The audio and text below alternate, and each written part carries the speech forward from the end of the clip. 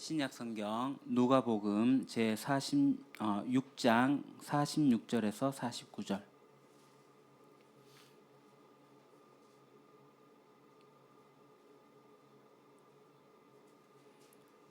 누가복음 6장 46절에서 49절 말씀 우리 한 목소리로 같이 봉독하도록 하겠습니다.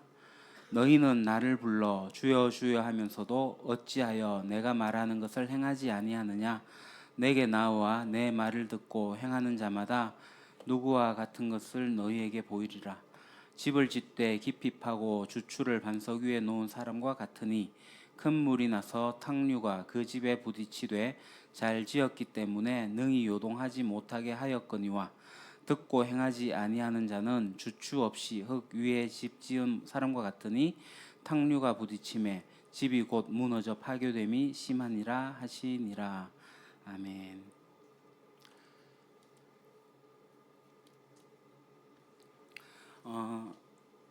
여러분 혹시 오즈의 마법사라는 소설책 또는 애니메이션 또는 영화 보신 기억이 있으십니까? 다 한 번은 읽어보거나 보거나 다 하셨을 것 같아요.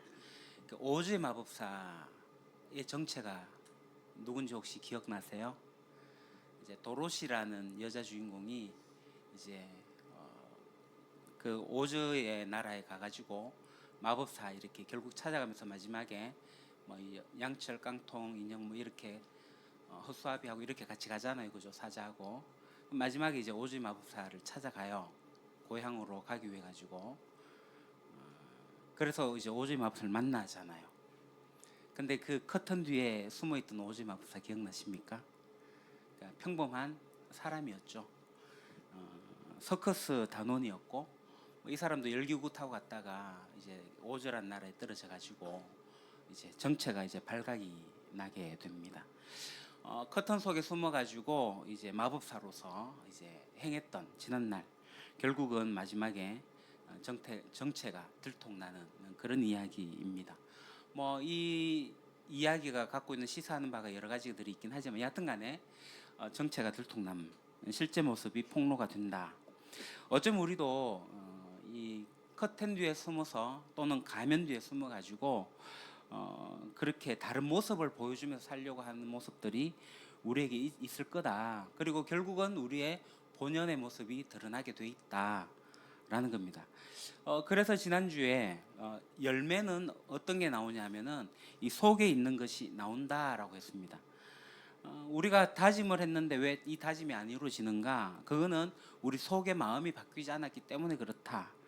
그래서 옛날에 그 가치들이 그대로 있기 때문에 뭔가 새로운 걸 하려고 해도 이게 잘 되지 않는다. 옛날에 사였던 것이 그냥 계속 흘러나온다라는 얘기를 했습니다. 그럼 이제 중요한 것은 외면을 바꾸는 게 중요한 게 아니라 이 내면을 바꾸는 게 중요한데 이 내면을 바꿀 수 있는 방법이 있는가? 예, 방법이 있습니다. 그래서 예수님께서 오늘 말씀을 하신 거죠. 지난주에 이어서 46절을 보게 되면요. 뒤에 화면 한번 확인해 주실래요? 46절에 보게 되면 주배도 기록해 놨습니다. 주님 주님 하면서도 내가 말하는 것을 행하지 않느냐. 예수님께서 이제 그때 당시에 이제 예수님께 와 받고 하면서도 이 교훈대로 행하지 않는 무리들을 향하여 이제 책망하시는 그런 내용입니다.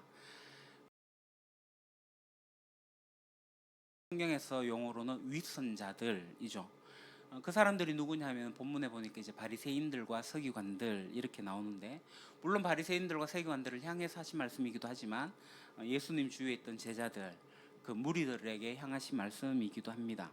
그러니까 그들이 맺는 열매가 뭐냐면은 그들의 실체다라는 거죠. 지난주에 말씀드렸다시피 예수님께서는 자연의 법칙을 따라 가지고 설명을 하셨어요. 그러니까 나무는 그러한 열매를 낼 수밖에 없다. 결정적인 존재가 아니라는 겁니다. 나는 가시나무가 아니라는 거예요. 물론 가시나무일 수는 있겠지만 가시나무에서 다른 나무로 바뀔 수 있는데 그게 뭐라고요? 마음이라는 거예요. 마음. 내 마음으로 수 있다라는 겁니다. 그렇다면 이 마음을 어떻게 해야 될 건가? 첫 번째, 우리 마음속을 정리해야 됩니다. 우리 마음속에 지난주에 말씀드린 것처럼 창고리를 가득 차 있긴 한데 이 가치들이 창고에 들어가지고 막 흩어져 있거든요. 창고에 들어갔는데 창고가 막 엉망인 거예요. 이것저것 막 섞여 있는 거죠. 이거 정리하셔야 됩니다. 그거는 내가 이 땅에 왜 왔는지, 그리고 내가 왜 살다가 어떻게 살다가 어디로 갈 건지를 알아야지만 정리할 수 있는 방법이 있습니다. 제가 책 정리를 가지고 지난주에 말씀드렸는데, 우리가 1층에 작은 도서관을 한다고 이제 책을 모았어요. 뭐 기정도 받기도 하고 책을 사기도 하고, 책을 정리해야 되는데 이거 정리가 안 되는 거예요. 그래서 일단은 이 1,000권이 넘는 책이 1층에 있는데, 일단은 서편에는 아이들이 볼 수 있는 뭐 만화나 이런 것들을 다 갖다 놓고, 이 동편에는 어른들이 볼 수 있는 책을 이렇게 일단 분류돼 있어요.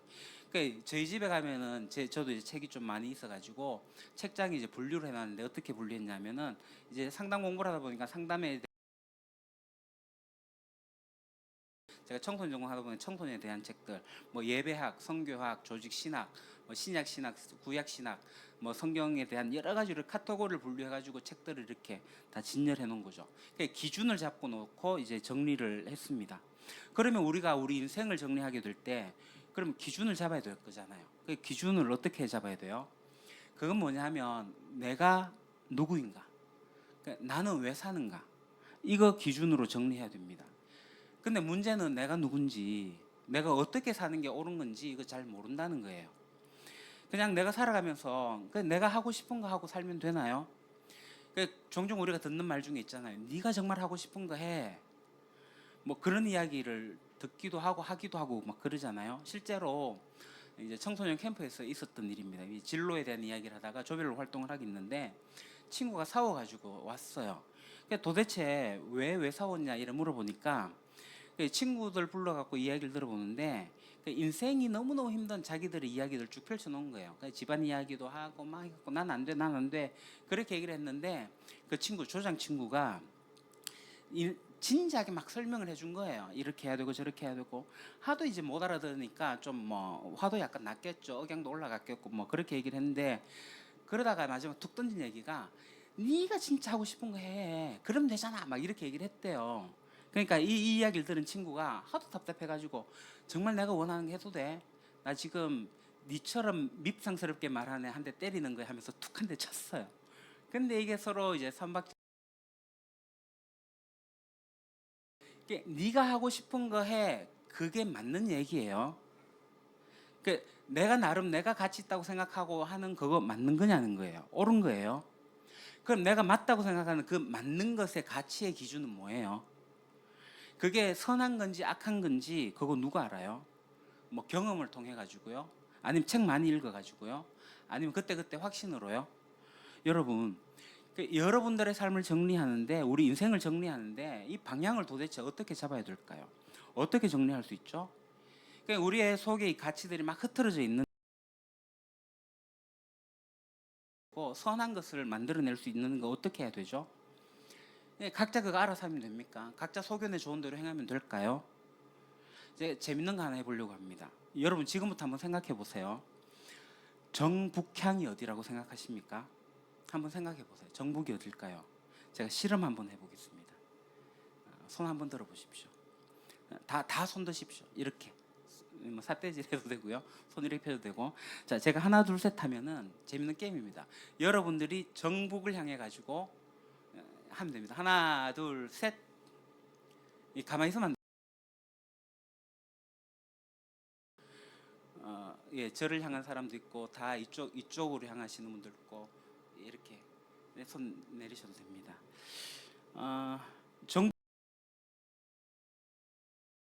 정쪽인 사람 뭐 가지각색으로 나옵니다. 그러면 이거 정복을 어떻게 정하면 되죠? 다수결로 정하면 될까요? 다수결은 이쪽이 북쪽입니다. 아니다. 정북쪽이라고 생각하는 사람들끼리 모여가지고 우리가 그렇게 살아가면 된다라고 하면 되나요? 아니요. 그러면 목사에게 물어보면 목사가 답해 줄 수 있을까요? 예, 저는 압니다. 근데 저도 몰라요. 제가 아는 방법은 뭐예요? 굉장히 간단한 방법이 있어요.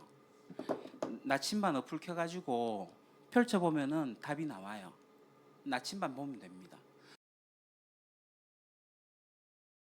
거든요.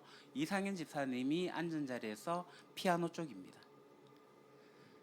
저 방송실에서 보면 제 목양실 쪽입니다. 그러니까 여러분들이 앉은 쪽에 약 45도 2시 방향, 1시 반 방향이 정북입니다. 이쪽은 아니고요. 그러니까 여러분들의 2시 방향이 정북입니다. 맞춘 사람이 있긴 해요. 여러분, 그러니까 우리 인생의 이 물리적인 환경 속에서도 뭐가 옳고 뭐가 그르고 하는 방향이 있는 것처럼 그 우리 인생에도 방향이 있어요. 이 방향은 다수결로 정하는 거 아닙니다. 손들어서 자기 느낌에 옳은 대로 가는 거 아닙니다. 여러분, 성경이 뭔지 아세요?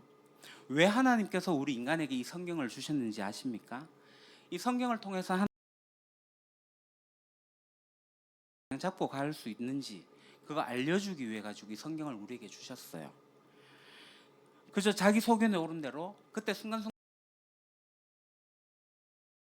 가지고 다수길로 가는 거 그거 옳은 방향이 아니라는 겁니다. 성경에서 가르치는 중심 가치가 도대체 뭐냐는 거예요. 성경은 뭘 가르치고 있습니까?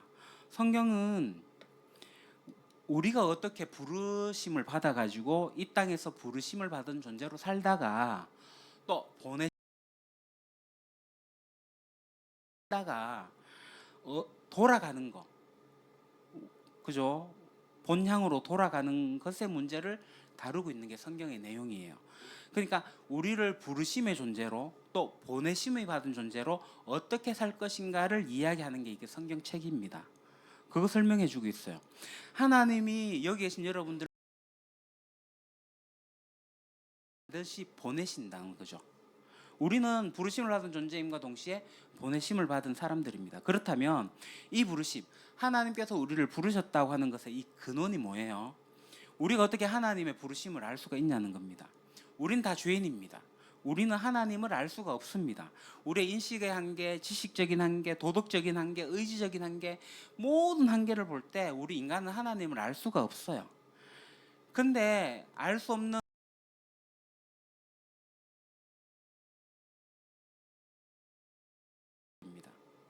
예수 그리스도 덕분에 우리가 예수님을 믿는 것 때문에 우리가 하나님이 누군지를 알게 됐고, 그러니까 하나님께 나아가는 길을 예수 하는지 아십니까? 예수님 없이는요 하나님에 대해서 감히 말할 수도 없고 하나님과 특별한 관계를 맺을 수 없기 때문에 그렇습니다. 우리 그리스도인들에게 있어서 그 중심 가치는 가장 중요한 중심 가치가 있다면 그것은 우리를 부르신 하나님과의 인격적인 관계를 맺는 거예요. 그냥 교회 잠깐 와가지고 일주일 내내 잊어버리고 살다가 그래갖고 와가지고 만나는 그 하나님은 죽은 하나님입니다. 일주일 내내 그런데 하나님 믿는다고 얘기하지만 일주일 내내 잊어버리고 있으면 그거 하나님 믿지 않는 거예요. 사실은 내면에 있는 가치를 붙잡고 살아가는 거죠. 세속적인 가치를 갖고 살아가는 거예요. 어쩌면 하나님보다 돈을 더 믿고 살아가는 거예요. 정말 믿으면 하나님 뜻대로 살아가죠. 세속의 가치로 살아가지 않습니다. 라고 기도하라 라고 하신 그 말씀이 그래서 그래요. 믿기는 믿는데 좀 약하다는 거죠. 이 정리가 안 돼 있다는 겁니다. 여러분, 하나님과의 이 인격적 관계를 맺으려면은 그러면 어떻게 해야 돼요? 마음이 가난해져야 됩니다. 마음이 가난해지지 않고는 하나님께 나아가지 못합니다. 이 마음속에 기름기가 가득 차 있는 사람들은 하나님께 나아갈 수 없습니다. 내 인생의 창고가 허물어져 있고 엉망진창입니다. 정말 어찌할 도리가 없습니다. 라는 가난한 마음을 가진 사람이 하나님을 만날 수 있어요. 근데 마음에 가득 차 있어요. 창고가 가득 차 있어요. 돈도 있고요, 여자도 있고요, 즐거움도 있고요, 쾌락도 있고요, 성공도 있고요. 마음에 가득 차 있어요. 그럼 하나님 못 만나요. 마음에 이 기름이 가득 차 있으니까. 그러니까 마음속에 기름이 가득 차 있으면 막 이럴 때 이게 튀어나오고 저럴 때 저게 막 튀어나오고 막 혼돈되어서 나오게 되는 거예요. 그럼 도대체 하는 사람, 하나님에 대해서 갈증을 느끼는 사람, 갈망하는 사람.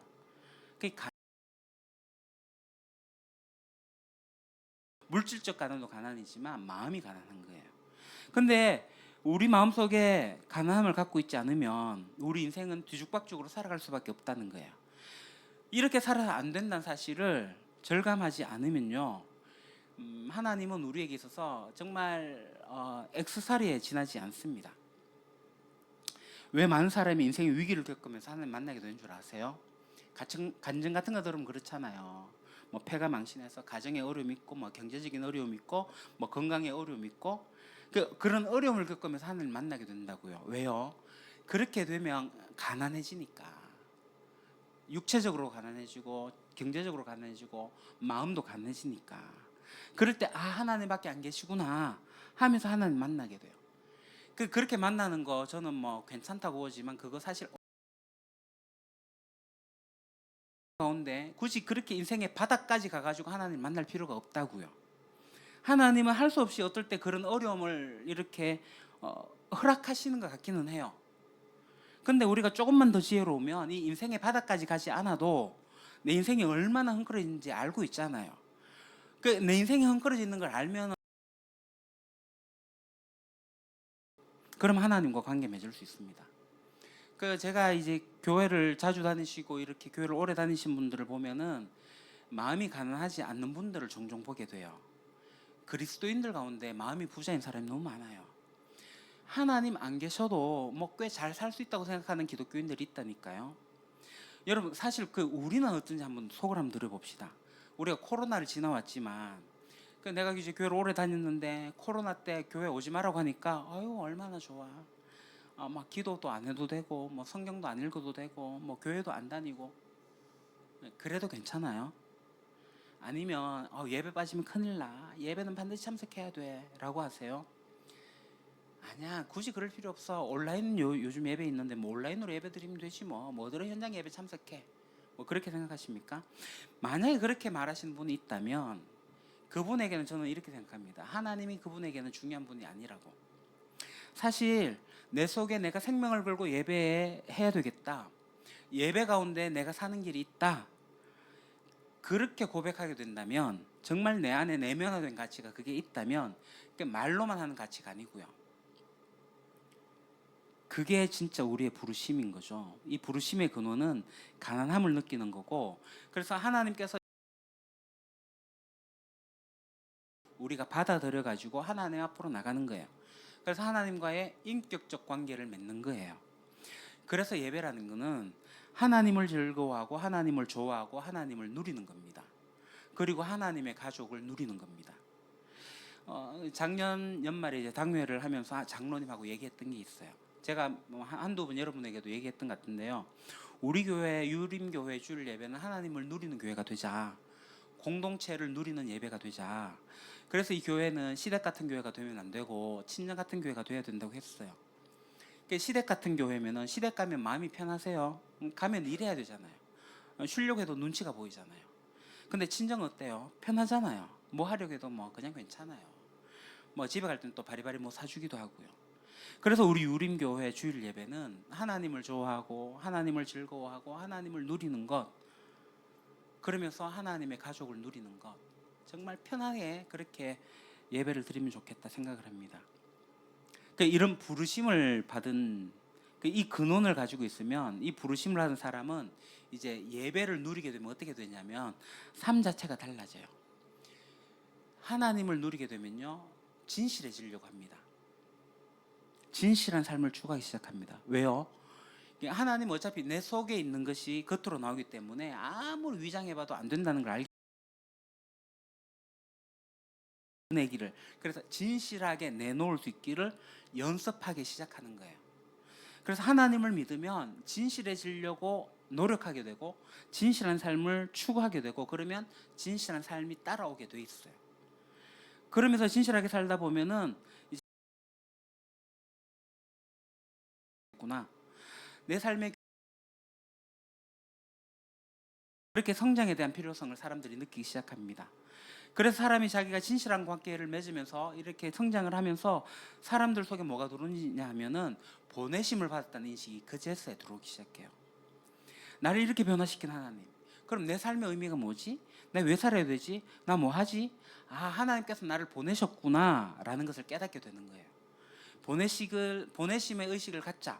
제가 아무리 말해봤자 여러분들은 보내심의 의식을 가질 수가 없습니다. 내면이 정리가 안 되면요.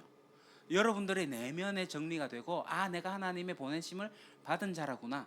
그러니까 부르심을 받았고 콜링을 받았고 보내심을 받았다는 인식이 들어오게 되면 내면이 정리가 되면 그게 된다는 거예요. 그래서 내가 정말 하나님 받아들이고 하나님 내 속에 살아계시고 내가 진실하게 살기 시작,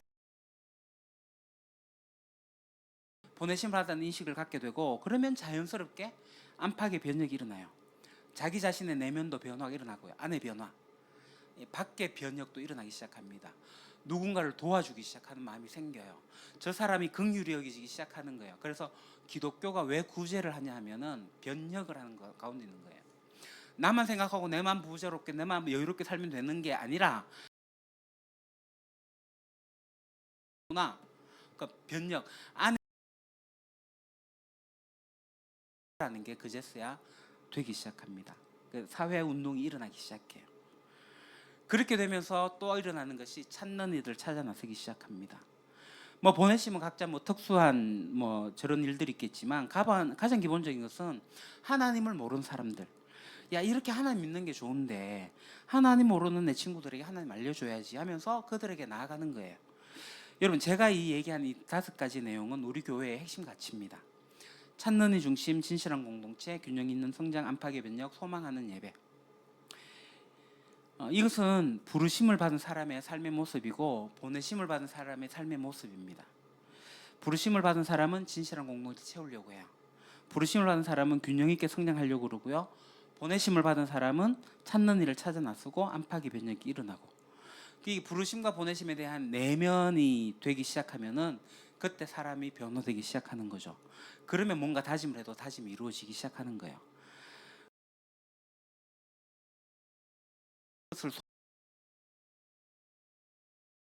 이 땅에 연연하지 않고 이 땅에서 타협하지 않고 이 땅에서 염려하지 않고 내가 그럼에도 불구하고 좁은 길을 갈 수 있는 이유는 돌아갈 곳이 있기 때문에 그렇다. 갈 곳이 있기 때문에 그래요. 우리는 그 갈 곳이 있는 곳으로 향해 가는 여정 속에 있다는 것을 우리가 내면 속에 믿고 있기 때문에 이 세상 사는 게 어렵지만 그래도 우리가 걸어갈 수 있는 거예요. 고단한 삶 속에서도 우리가 이 험한 세상을 걸어갈 수 있는 이유가 뭐예요? 하나님께서 주신 은혜와 앞으로 우리가 정착해야 될 그 본향이 있기 때문에, 그게 연결되면 이 고난 속에서도 사람들은 지치지 않고 살아갈 수가 있다는 거예요. 여러분, 새해를 시작하면서 우리의 다짐이 우리의 삶을 변화시키려면 첫 번째, 이거 마음속 정리하셔야 됩니다. 정리 어떻게 하셔야 돼요? 하나님 주신 진리를 가지고 이 마음에 정립하셔야 됩니다. 이거 결코 하루아침에 일어나는 거 아닙니다. 뭐 종교적 깨달음이나 어떤 체험이나 이런 건 순간적으로 올 수 있긴 하지만 이 변화는 장구한 시간이 이루어집니다. 그러니까 내가 50년 동안 살면서 내 천국이 허물어졌으면 이거 보수하는데 50년이 걸린다는 얘기예요. 근데 다행히도 하나님께서 도와주시면 이게 빨리 진행이 됩니다. 암중 모색하는 가운데 이거 정리하려고 하면 방법을 가르쳐 주시면 그 방법에 따라서 정리하기 시작하면은 좀 이게 빨리 됩니다. 빨리 된다고 해서 하루 이틀로 되는 거 아니에요. 그래서 변화는 천천히 일어나게 되지만 그러나 반드시 변화는 됩니다. 자, 이제 마음속을 정리하면 두 번째 뭐 해야 되느냐? 마음속에 사아가야 돼요. 마음에 사아가는 거. 이제 정리하고 나면은 사아가야 되죠. 자, 올 한 해 동안 내 마음속에 가득 차 있는 것들을 이제 밀어내고 이 길을 여셔야 돼요. 제가 여기에 대해서는 할 게 참 많지만 한 가지만 얘기하면, 여러분, 내 속에서 하나님 생각한 시간이 얼마나 됐어요? 일주일 동안에? 아니, 하루 동안에? 일주일 내내 세상만 생각하고 사세요? 돈만 생각하고 사세요? 그러면 하나님이라고 하는 분이 내 내면에 들어와 계시지 않죠. 그래서 그분이 내 내면을 바꾸실 수 없어요. 그러니까 내가 사와놓은 거는 하나님이 아니기 때문에. 우리 기독교가, 교회가 왜 계속 성경 읽으라고 그럴까요? 매일 성경 하자 그럴까요? 왜 매일 하나님 앞에 나와서 기도하자고 그럴까요? 이 내 속에 이 하나님의 가치를 쌓기 위해서 그렇습니다. 여러분, 하나님을 알아가는 것보다 중요한 건 우리 인생에 없습니다. 하나님을 알아가는 것을 위해 가지고 시간이 없다라고 하는 것은 말도 안 되는 얘기예요.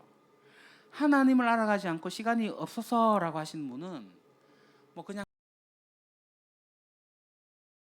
입니다. 근데 하나님을 알아갈 때 하나님을 통해 가지고 이 세상을 보기 시작하면은 하나님 통해서 나를 보게 돼요. 그래야지 세상이 정확하게 보입니다. 그럼 내가 누군지 알아요. 아무리 바쁘시다고요? 뭐가 그렇게 바쁘세요? 바빠서 뭐 하시려고요? 내가 누군지 모르고 사는데 바쁘면 뭐 하냐고요? 바빠서 하나님을 만날 수도 없고 예배할 시간도 없고 성경 읽을 시간도 없고 기도할 시간도 없다. 여러분, 기독교는 그냥 간단하게 여러분들에게 신경 안정제를 주는 종교가 아니에요. 기독교는요, 우리의 인생을 뒤바꿔 놓습니다. 어떻게 뒤바뀌어 줄 수 있어요? 하나님을 통해서 나를 보고 하나님을 통해서 이 세상을 보고 그리고 하나님을 통해서 이 세상을 살아가는 법을 배우게 될 때 우리 인생은 바뀌게 돼 있어요. 그거 사아가라고 하나님 말씀하십니다. 그러니까 진실해지려고 애를 써야 되고요. 작은 거짓말 하지 않으려고 애쓰셔야 되고요. 균형 있게 성장하기 위해서 애쓰셔야 되고요. 안팎이 변형하기 위해서 우리가 애써야 됩니다. 여러분 마음에 쌓아두는 것이 두 번째예요. 쌓아간 것, 가득한 것을 이제 말하고 행동하는 거예요. 용기 있게 말하고 행동하는 거죠. 마음속에 정말 그것이 있다면 이 구체적인 삶의 현장에서 우리의 말과 행동으로 우리 속에 있는 것들을 끄집어내는 연습들을 하셔야 돼요. 지금까지 나를 형성했던, 나를 만들어왔던 나의 버릇이 있다면 그 버릇을 끊고 그거 십자가에 다 못 박아 버리고 내 속에 새로운 것이 들어왔다면 이 새로운 것으로 말하고 새로운 것으로 행동하고 하는 것들을 우리가 시작을 해야 돼요. 배워야 되고 훈련도 하셔야 됩니다. 그걸 어디서 해야 되냐면 공동체에서 해야 돼요. 그러면서 이 공동체가 서로 격려해야 됩니다. 이거 혼자 안 되거든요. 왜 하나님께서 공동체를 만드신지 아십니까? 하나님께서 성경에 보면 딱 두 가지 조직을 만드셨잖아요. 첫 번째가 가정이고 두 번째가 교회예요. 왜 공동체를 만드셨냐고요. 이 공동체에서 함께 할 때만 지켜봐주고 서로 격려해주고 서로 붙들어주고 용기를 북돋아주고 이게 있을 때 변화가 되기 때문에 하나님께서 우리에게 공동체를 세우라고 하시는 거예요. 그리고 이 공동체는 다시 말해서 액세서리가 아닙니다. 우리 그리스도인의 삶에 있어서 본질입니다. 정말 우리가 건강한 교회를 세우려고 하는데 왜 건강한 교회를 세우려고 해요?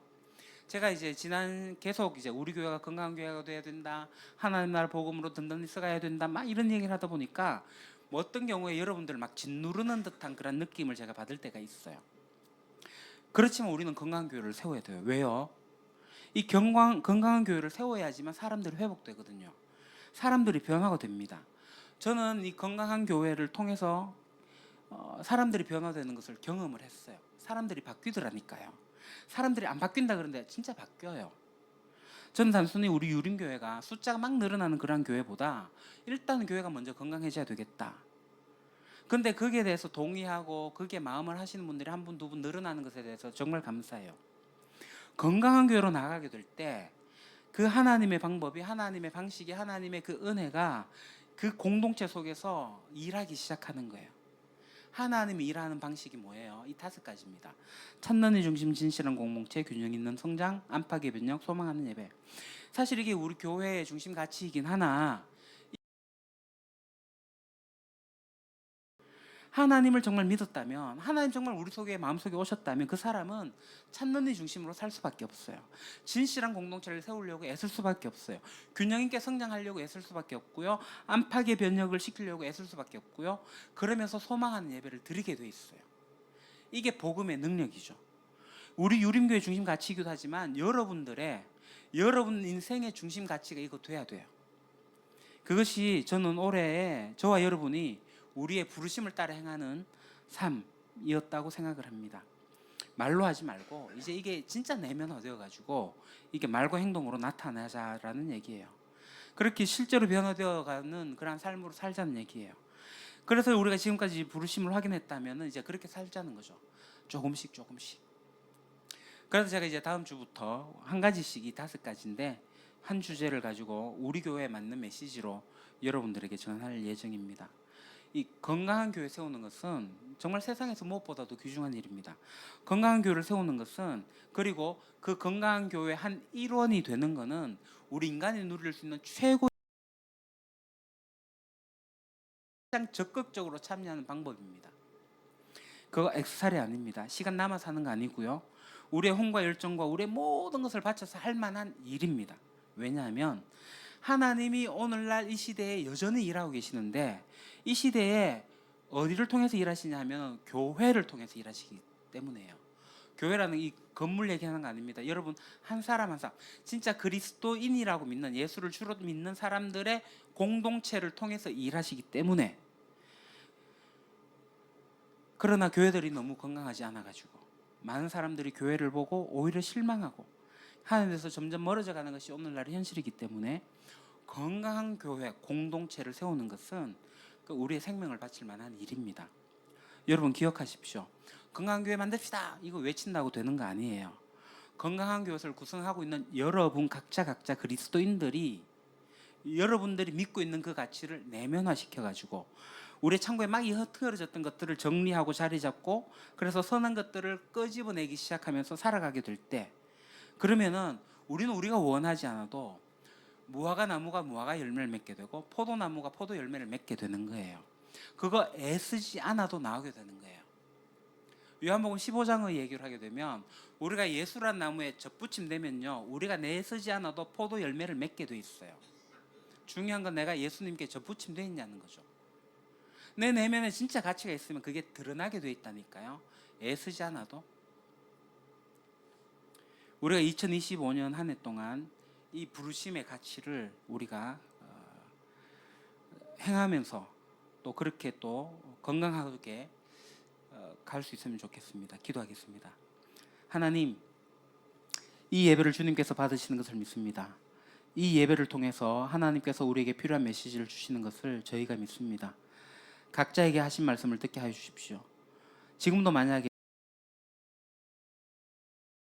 하나님께서 하시는 새로운 가치의 이야기들이 들어갈 수 있을 만큼의 자리가 없다면 그분들을 특별히 불쌍히 여겨주시고 그들에게도 가난한 마음을 허락하여 주시기를 원합니다. 하나님, 그리고 이 시간에 우리의 마음속에 정말 무엇이 있는가를 고민하기 시작하는, 내가 정말 말로 하는 얘기가 아니라 정말 내면적으로 믿고 있는 가치가 무엇인지에 대해서 진지하게 질문을 시작하는 우리 가족들이 있다면 그들을 붙잡아 주셔서 하나님 앞에서 진실하게 가난한 자 돼서 하나님으로 말미암아 흥크러졌던 내면들이 실제 열매로 나타나게 되는 놀라운 은혜가 임할 수 있도록 도와주십시오. 예수님의 이름으로 기도합니다. 아멘.